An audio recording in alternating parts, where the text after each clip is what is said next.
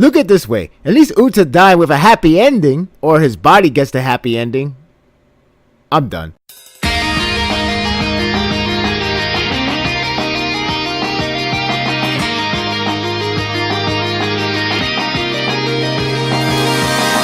Sometimes love can make you do the dumbest thing in life, and sometimes it can make you insane. The chapter definitely proves that the latter is the main case. It was once a mystery, but now it's been told that it was a sign that the worst was coming. Sadly, I think we are inbound for a much worse scenario in the future.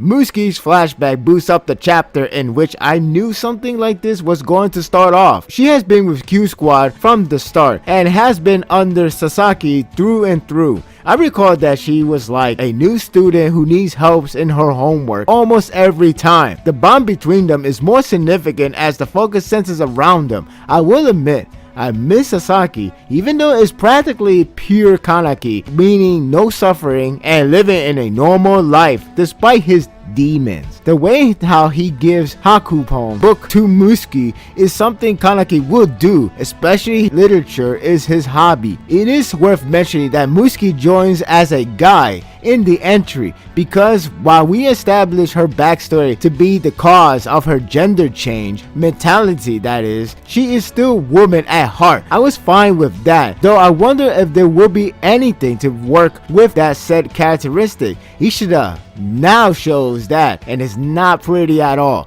I remember vividly that Muski had a sad look when Kaneki was heavily distracted by Toka. Though, can't you blame him? Look at her. So I thought there has to be something to work with it. Is there like a significant point to something?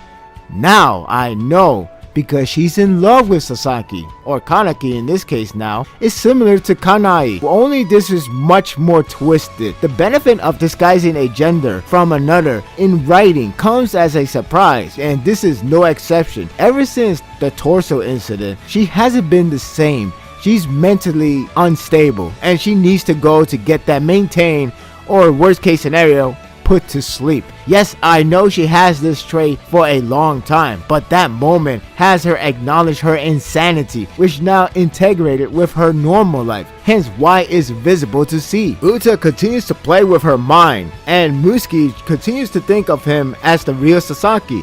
It gradually gets disturbing when Muski begins to stab her repeatedly on the face as she continues to yell on how much she loves him, never letting it go. It's Titanic gone horribly wrong. I meant the movie, of course. After killing him, we are reminded that this is seinen. So why stop there? We have a disturbing sex scene that I guess she went all the way or just about it. She's insane, and Aura witnessed it. The whole moment is disturbing, horrifying, and strangely intriguing. Toka can be in trouble despite I think she can handle her easily, but the problem is how she attracts others without really doing anything.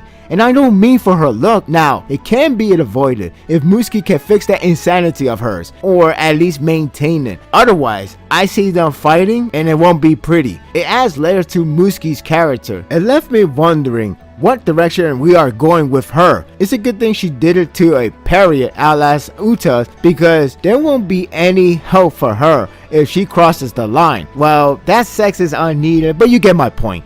I know Uta isn't dead, but it is damn cold of him to use her emotions and wins her over. That meeting a while back truly benefits him. Aura is not the key witness. He has witnessed her insanity, which I don't think the Q Squad knows about it. They can only sense a hint, but nothing concrete. He holds the evidence and hopefully he tells them so they can try to help her. Otherwise, she's going to be a major problem to everyone. A lot of key points came from this, and would like to see how it plays out. If you're not into yandere love, we are gifted with actions and it's pretty enjoyable. Corona and Takizawa taking on Ama was pretty good to sit through. Ama really talks like a beast under Master's control. Begs the question, what exactly was CCG doing with him? Was he really adjusted enough to be their weapon?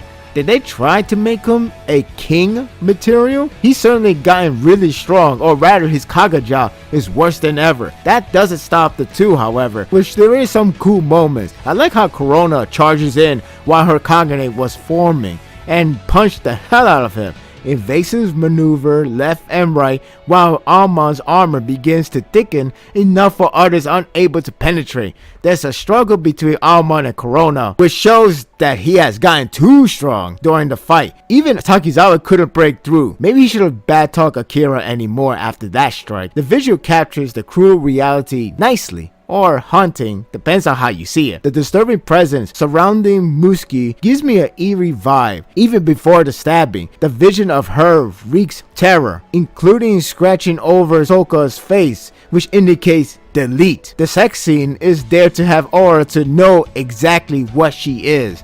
The action is neatly done too. I understand how it's set up, so that's good. There are cool shots in there as well, which helps out. Corona hinted that they could grab another RC suppressor to stop Almon, so my guess is that she would grab it as Takizawa distracts him. But the hype is him going Kagaja. Now we have two Kagaja going at it. I hope they don't go insane enough to tag team and attack Corona. Won't that be a twist? But seriously, the fight is about to get wild, or wilder. The chapter is interesting to say the least. The depth of Musuki continues to grow, eerie or not, open window to newer possibilities, and a pretty neat action with a hype cliffhanger. I have a bad feeling for both of their scenarios, but I'm hoping that's just me. If anyone asks, blame love. I'm giving this chapter an 8.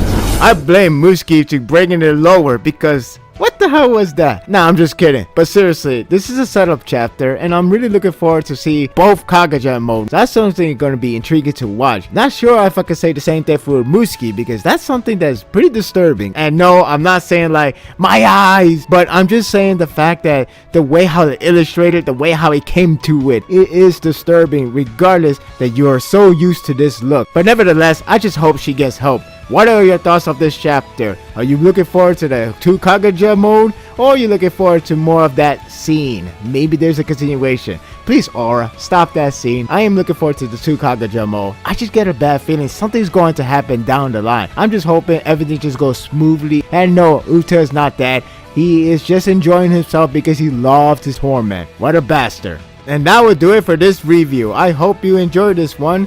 If you like this and want more of this, subscribe to my channel and my world will be yours to stay. Until next time, take care.